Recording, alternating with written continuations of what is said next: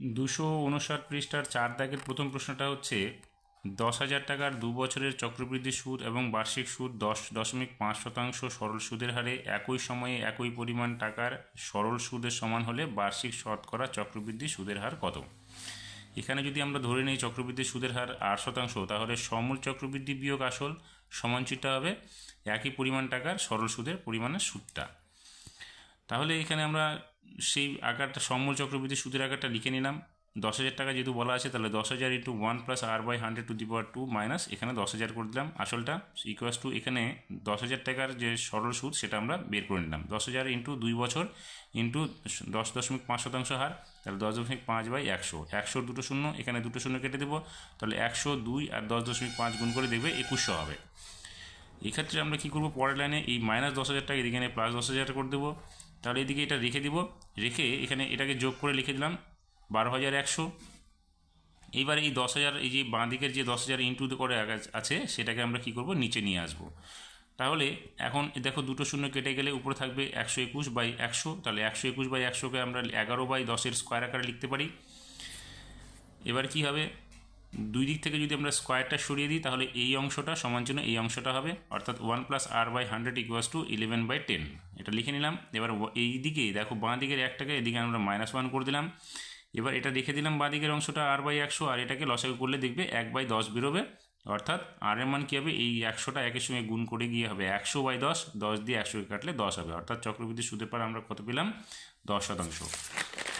2 নম্বর প্রশ্নটাতে বলছে 3 বন্ধুর মোট 15,000 টাকা দিয়ে অংশীদারি ব্যবসা শুরু করলো, অর্থাৎ 3 বন্ধুর মোট টাকা কত, 15,000 টাকা, আর বছরের শেষে যথাক্রমে 800 টাকা, 1,000 টাকা এবং 1,200 টাকা একটা লাভ পেয়েছে। দ্বিতীয় বন্ধুর মূলধন কত। দেখো এখানে তিনজনের লভ্যাংশের যা অনুপাত হবে মূলধনের অনুপাতটা তাই হবে। তাহলে আমরা কি করব, লভ্যাংশের অনুপাতটা আগে বের করলাম, 800 অনুপাত 1,000 অনুপাত 1,200। এটাকে দুটো শূন্য উভয়ের দিক থেকে কাটলে কী হবে, 8:11 10:12 হবে, আরও ছোটো করলে হবে 4:5:6। এবার এটা হলো কি, লভ্যাংশের অনুপাত, তাহলে এই লভ্যাংশের যে অনুপাতটা সেটা হবে মূলধনের অনুপাত। তাহলে মোট টাকা যেহেতু 15,000 টাকা, সেক্ষেত্রে দ্বিতীয় বন্ধু কত পাবে, দ্বিতীয় বন্ধু পাবে 15,000 ইন্টু দ্বিতীয় বন্ধুর অনুপাতটা কত, 5, তাহলে 5 আর অনুপাত 3টির সমষ্টি নিচে হবে, তাহলে 15 হলো, 15 দিয়ে কাটলে এটা হবে 1,000, 1,000 দিয়ে 5কে গুণ করলে হলো 5,000 টাকা, অর্থাৎ দ্বিতীয় বন্ধুর পরিমাণ কত হলো, 5,000 টাকা। 3 নম্বর প্রশ্নটা, যদি x = √3 + 2 এবং xy = -1 হয়, তবে যথা দেখাও যে x - y একটি মূলত সংখ্যা। আমাদের x এর মানটা দেওয়া আছে, আমরা কি করব, এখান থেকে 1/x এর মানটা বের করে নেব, বা এই y এর মানটা বের করে নেব। তাহলে এখানে আমরা y এর মানটা বের করে নিলে দেখো x এর মান যদি √3 + 2 হয়, তাহলে এখানে আরেকটা মান দেওয়া আছে xy = -1, তাহলে y = কী হবে, -1/x। তাহলে এখানে -1/x এ x এর মানটা আমরা বসিয়ে নিলাম। এবার নিচের যে মানটা আছে সেটা আমাদের কোণটা সরাতে হবে। তাহলে কি করব আমরা, 1 ইন্টু আমরা কি করব, এটার উল্টো সংখ্যা দিয়ে উপরে নিচে গুণ করে দিলাম। তাহলে দেখো √3 - 2 √3 - 2 উভয় পদকে গুণ করে দিলাম লব হরকে। এখন কি হবে, উপরেরটা √3 - 2 থাকবে 1 দিয়ে গুণ করলে, আর এখানে দেখো a + b × a - b আকারে সেজে যাবে, অর্থাৎ a² - b² আকার হয়ে গেল, উপরেরটা থেকে গেল। এবার এটাকে দেখো √3² করলে 3 হবে, আর 2 করলে 4 হবে। তাহলে এখানে হলো -√3 - 2, এখানে বিয়োগ করলে -1 আসবে, -1 আর -1 কেটে যাবে, অর্থাৎ মাইনাস কেটে গিয়ে থাকবে √3 - 2, অর্থাৎ y এর মান কত হলো, √3 - 2। এবার আমরা x - y এর মানটা এখানে বসিয়ে দিলাম, x এর মান এবং y এর মান যেটা পেলাম।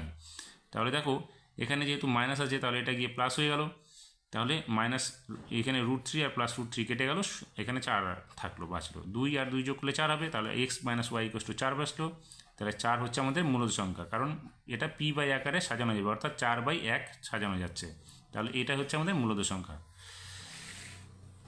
এবার 4 নম্বর প্রশ্নটাতে বলছে বাস্তব সহগযুক্ত একচল অর্থাৎ x থাকবে বিশিষ্ট একটি রেখার সমীকরণে বীজদ্বয়ের বিয়োগফল 5 এবং x² ও x⁴ এর সহগ হচ্ছে যথাক্রমে 1 ও 6। সমীকরণ নির্ণয় করতে বলেছে। সমীকরণটার বীজদ্বয় যদি আমরা ধরে নিই আলফা বিটা, তাহলে সমীকরণটা এরকম হওয়া উচিত, x² - alpha + beta into x + alpha beta = 0।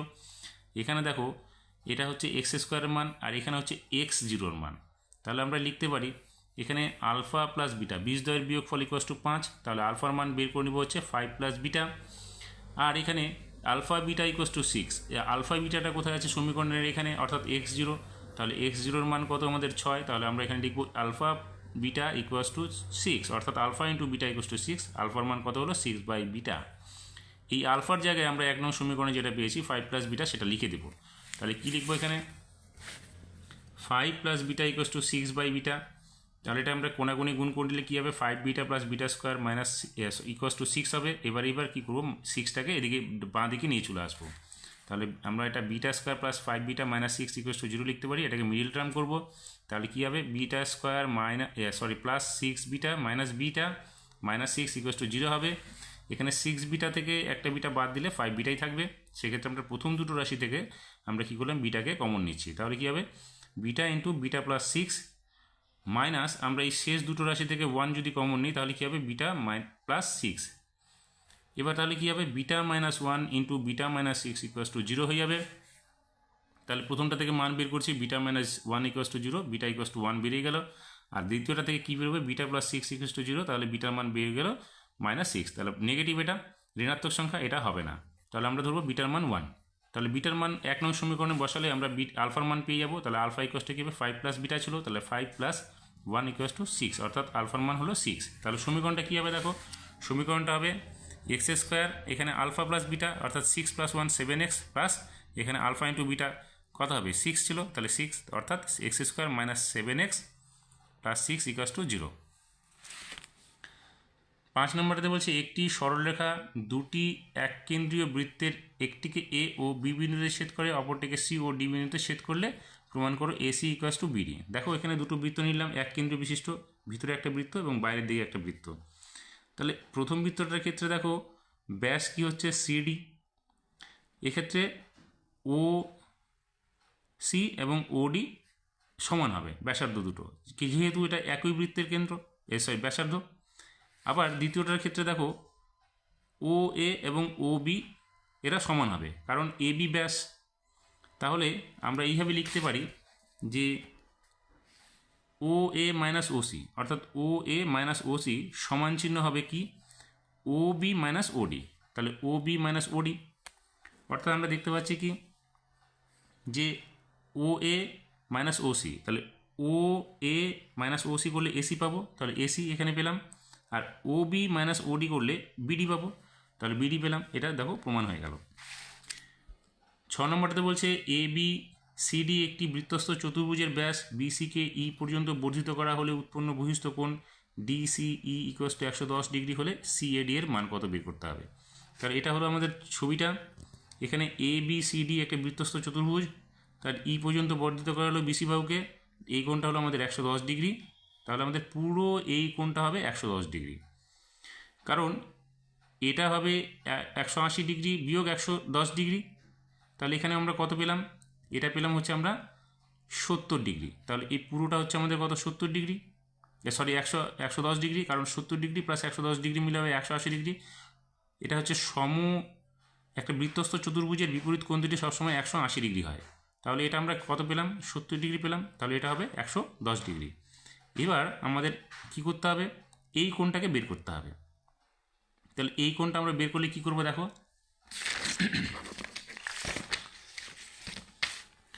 যেহেতু এটা যদি আমরা ধরে নিই বি ও সি এটা হচ্ছে কি কেন্দ্রস্থ কোণ এবং বি এ সি হচ্ছে পরিধিস্থ কোণ, তাহলে এই কোণটার মান কত বেরোচ্ছে আমাদের, এই কোণটা হবে এই বি ও সি এর অর্ধেক, তাহলে আমরা এটা পেয়ে যাচ্ছি 90 ডিগ্রি। এবার আমাদের পুরো কোণটা কত, 110 ডিগ্রি, তাহলে 110 থেকে আমরা 90 ডিগ্রিটা বাদ দিব, তাহলে কত হবে আমাদের, দেখো 20 ডিগ্রি বেরিয়ে যাবে। এবার 7 নম্বর প্রশ্নটাতে বলছে দুটি সদৃশ ত্রিভুজের প্রথমটির একটি বাহুর দৈর্ঘ্য 9 সেমি এবং দ্বিতীয়টির অনুরূপ বাহুটার দৈর্ঘ্য হচ্ছে 7.2 সেমি। এখন দ্বিতীয় ত্রিভুজের পরিসীমা 16 সেমি হলে প্রথম ত্রিভুজের অবশিষ্ট বাহুদ্বয়ের দৈর্ঘ্য কত হবে। এখানে দুটো ত্রিভুজ নেওয়া হয়েছে, যে দুটো ত্রিভুজ পরস্পর সদৃশ্য এ বি বি সি এবং সি এ। এখানে এক্স ওয়াই, এক্স জেড এবং এক্স ওয়াই জেড। এখানে এ বির সঙ্গে এখানে এক্স ওয়াই সমান হবে, অর্থাৎ এ হচ্ছে 9, এখানে এক্স হচ্ছে এক্স ওয়াই যেটা সেটা হচ্ছে 7.2, এখানে বি সি হচ্ছে বি, এখানে এক্স জেড হচ্ছে ওয়াই জেড হচ্ছে বি ড্যাশ, এক্স সি হচ্ছে সি ড্যাশ এবং এ সি হচ্ছে সি। আমরা এইভাবে ধরে নিলাম। এবার দেখো ত্রিভুজ এবিসি এর ক্ষেত্রে এখানে কত আমাদের বেরোচ্ছে, বের করতে হবে। আমাদের বলছে প্রথম ত্রিভুজের অবশিষ্ট বাহুদ্বয়ের দৈর্ঘ্য অর্থাৎ বি এবং সি, এই যে এসি এবং বিসির মান কত হবে। তাহলে আমরা এখানে লিখে নিলাম ত্রিভুজ এবিসি এর বি প্লাস সি আমাদের বের করতে হচ্ছে। এবার ত্রিভুজ এক্স ওয়াই জেড এর পরিসীমা কত, 16 সেমি, অর্থাৎ এই তিনটে বাহুর সমষ্টি হচ্ছে 16 সেমি, যেখানে এক্স ওয়াই আমাদের বলে দেওয়া আছে। তাহলে B dash plus C dash, অর্থাৎ বি ড্যাশ প্লাস সি ড্যাশের সমষ্টি কত হবে, 16 বিয়োগ 7.2 অর্থাৎ 8.2 সেমি বেরিয়ে যায়। যেহেতু এবিসি এবং এক্স ওয়াই জেড ত্রিভুজ দুটি পরস্পর সদৃশ্য, সেক্ষেত্রে আমরা কি লিখতে পারি, এবি বাই এক্স ওয়াই, তাহলে এবি কত 9/7.2, তাহলে লিখলাম 9/7.2। তাহলে এই যে বাকি দুটো বাহু থাকলো, বাকি দুটোর সমষ্টির অনুপাতটাও সেম একই থাকবে। তাহলে বি প্লাস সি, তাহলে আমরা লিখে নিলাম B plus C by B dash plus C dash. তাহলে বি ড্যাশ প্লাস সি ড্যাশের মান কত বের করেছি আমরা, 8.8, তাহলে 8.8 লিখে দিলাম। এখানে দেখো 9/7.2 আর এখানে বি প্লাস সি বাই 8.8 হলো, আমরা বি প্লাস সিটা এদিকে নিয়ে আসবো। তাহলে কী হবে, এটা এখানে দেখো 9 × 8.8 হয়ে যাবে উপরে, আর নিচে 7.2টা চলে আসবে। তাহলে 2 ঘর পর এখানেও দশমিক, এখানেও দশমিক আছে, এখানে দশমিক, এখানেও দশমিক, দশমিকটা উঠে গেল সমান সমান থাকায়। তাহলে এখান দিয়ে দেখো এটাকে কাটছি আমরা, কত হবে 8 9 72, 8 দিয়ে এটা কাটলে হবে 11, অর্থাৎ বি প্লাস সি মান কত বেরোলো, 11 সেমি। 8 নম্বর প্রশ্নটাতে আছে sine into 5x minus 10 theta into sec into 5y plus 20 degree equals to 1 হলে x প্লাস ওয়াই এর মান কত হবে। তাহলে দেখো আমরা যেটা ছিল সেটা লিখে নিলাম। এখানে sign into 5x minus 10 degree equals two, এইটাকে আমরা এদিকে এনে একের নিচে দিয়ে দিলাম, বাঁ দিকেটা একই রাখলাম। এখানে দেখো সেক থিটা, সেক থিটার পরিবর্তে 1 বাই কস থিটা মানে 1/sec থিটা মানে কস থিটা, তাহলে আমরা এখানে কস থিটাটা লিখে নিলাম। এবার প্রথমটুকু রেখে দিলাম, আর এইটাকে দেখো আমরা পুরো কোণে সাজাচ্ছি। তাহলে কী হবে, sine into 90 degree minus theta equals to cos theta হবে, অর্থাৎ 90 ডিগ্রি মাইনাস থিটা মানে হচ্ছে এই যে মানটা এখানে লিখবো। তাহলে উভয় দিক থেকে সাইন সাইন সরে যাবে, তাহলে এখানে কী হবে 5x minus 10 degree equals two 90 degree minus এটা চলে এলো। তাহলে এখানে কী হবে 5x মাইনাস 10 ডিগ্রি, এখানে ব্র্যাকেটটা সরে গেল, 90 ডিগ্রি মাইনাস 5 এটা মাইনাস 20 ডিগ্রি হয়ে গেল। তাহলে এই ওয়াইটা এদিকে নিয়ে চলে যাবো, 5y-টাকে এখানে প্লাস হয়ে গেল, এই মাইনাস 10 ডিগ্রিটাকে এদিকে নিয়ে আসবো। তাহলে 90 ডিগ্রি থেকে 20 ডিগ্রি বাদ দিলে হবে 70 ডিগ্রি, আর এখানে 10 ডিগ্রি আছে, এদিকে এসে যোগ হয়ে গেল। তাহলে এখানে 5 কমন নিলাম, দেখো 5 কমন নিলে কী হবে 5 × x plus Y equals to কত হবে 80, অর্থাৎ x প্লাস ওয়াইয়ের মান কত হবে, 5 দিয়ে ভাগ করবো, হবে কত 16 ডিগ্রি। উত্তর আমাদের হয়ে গেল। 9 নম্বরটাতে বলছে সূর্যের উন্নতিকোণ কত হলে কোনো একটি লাইট পোস্টের ছায়ার দৈর্ঘ্য পোস্টটির উচ্চতা 3 গুণ হবে। তাহলে পোস্টটি যদি আমরা x ধরি, তাহলে ছায়ার দৈর্ঘ্য কত হচ্ছে x প্লাস √3, তাহলে লিখে নিলাম এটা x প্লাস √3। এবার আমরা ধরে নিচ্ছি সূর্যের উন্নতিকোণ যদি থিটা হয়, তাহলে আমরা লিখতে পারি ত্রিভুজ এবিসি এর ক্ষেত্রে টেন থিটা ইকুয়াস টু লম্ব বাই ভূমি, তাহলে লম্ব কত এবি বাই বিসি, তাহলে এবি বাই বিসি লিখে নিলাম। টেন থিটা ইকুয়াস টু কী লিখলাম, x/x√3, x কেটে যাবে, অর্থাৎ টেন থিটা ইকুয়াস টু 1/√3 হলো। তাহলে টেন থিটার মান কী হলো 1/√3 মানে হচ্ছে 30, তাহলে 10 30 লিখে নেব, 10 কেটে গেল, থিটার মান হলো 30, অর্থাৎ সূর্যের উন্নতিকোণ কত বেরোলো আমাদের 30 ডিগ্রি। 10 নম্বরটাতে বলছে একটি ঘনকের প্রতিটি ধারের দৈর্ঘ্য 50% বৃদ্ধি করা হলে ঘনকটির পার্শ্বতলের ক্ষেত্রফল শতকরা কত বৃদ্ধি পাবে। দেখো ঘনকের বাহুর দৈর্ঘ্য যদি a হয়, তাহলে পার্শ্বতলের ক্ষেত্রফল কত হবে 4a², আর বাহুর দৈর্ঘ্য 50% বাড়ালে কত হবে বাহুর দৈর্ঘ্য, দেখো 3a/2 হবে, অর্থাৎ a × 150/100 করলে হবে 3a/2। তাহলে পার্শ্বতলের ক্ষেত্রফল এখন কত হবে 4 × দেখো এই যে বাহুটা তার স্কোয়ার, তাহলে 3a/2 এর স্কোয়ার, অর্থাৎ 4 × এখন 9a²/4 হলো, 4 কেটে যাবে, অর্থাৎ 9a²। তাহলে ক্ষেত্রফল কত বৃদ্ধি পাবে, আমরা যেটা পেলাম এখন সেটা থেকে আগের ক্ষেত্রফলটাকে বাদ দিলে হবে 5a², অর্থাৎ 5a² আমাদের বৃদ্ধি পাচ্ছে। তাহলে শতকরা বৃদ্ধি কত পাবে, শতকরা ক্ষেত্রফল বৃদ্ধি হবে, যেটা বাড়লো সেটা উপরে, আর প্রথমটা নিচে থাকবে হচ্ছে প্রাথমিক অবস্থায় যে ক্ষেত্রফল ছিল সেটা। তাহলে 5a²/4a² × 100%, a² কেটে যাবে, 4 দিয়ে 100কে কাটলে হবে 25, অর্থাৎ 5×25 125% ক্ষেত্রফল আমাদের বৃদ্ধি পাবে। 11 নম্বরটাতে কী আছে, একই ব্যাসার্ধ বিশিষ্ট একটি লম্ব বৃত্তাকার শঙ্কু ও একই অর্ধগোলকের আয়তন সমান হতে গেলে শঙ্কুটির উচ্চতা অর্ধগোলকটির ব্যাসার্ধের কত গুণ হবে। তাহলে দেখো শঙ্কুর যে লম্ব বৃত্তাকার শঙ্কুর আয়তন কি 1/3 পাই আর স্কয়ার এইচ। আরেকটি অর্ধগোলকের আয়তন কি 2/3 পাই আর কিউব। এবার দেখো নিচ থেকে দুটোরই 3 যদি আমরা সরিয়ে দিই এবং এখানে পাই আর স্কয়ার এইচ, এখানে পাই আর কিউব, অর্থাৎ 2 পাই আর কিউব থাকবে। তাহলে পাই আর স্কয়ার সরিয়ে দিলে এখানে দেখো এইচ ইকুয়ালস টু কী হবে, 2r থাকবে শুধু, অর্থাৎ উচ্চতা হচ্ছে ব্যাসার্ধের দ্বিগুণ। তাহলে এটাই হলো আমাদের উত্তরটা। 12 নম্বর প্রশ্ন বলছে নিচের পরিসংখ্যা বিভাজনের ছকটি থেকে মধ্যমা শ্রেণীর শ্রেণীদৈর্ঘ্য নির্ণয় করো। তাহলে এখানে আমরা দেখতে পাচ্ছি, দেখো এই যে ছকটা দেওয়া আছে, এই ছকটা এখানে দেখো 1টা 2টা 3টা 4টা 5টা, দুদিক থেকে দুটো করে বাদ দিলে মাঝখানে সংখ্যা থাকছে 30 বিয়োগ 60। এটা হচ্ছে আমাদের শ্রেণী মধ্যমা। তাহলে শ্রেণী মধ্যমার আমাদের কী বের করতে হবে, দৈর্ঘ্য বের করতে হবে। তাহলে আমরা শ্রেণী দৈর্ঘ্যটা কী করতে হবে, দেখো মধ্যমা শ্রেণী হচ্ছে 30 থেকে 60 লিখলাম আমরা এটা।